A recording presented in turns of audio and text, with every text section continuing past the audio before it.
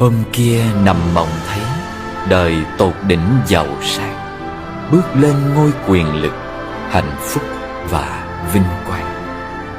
Niềm vui chưa hưởng trọn, bỗng tiếng gà gáy vang.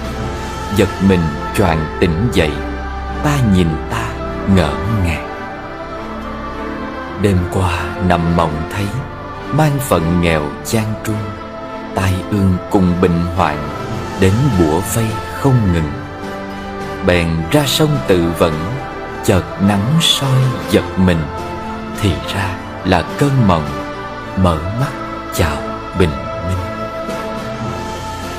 Đời giàu sang nghèo khó, hai nét mặt buồn vui. Trong mắt người tỉnh ngộ, mộng cứ là mộng.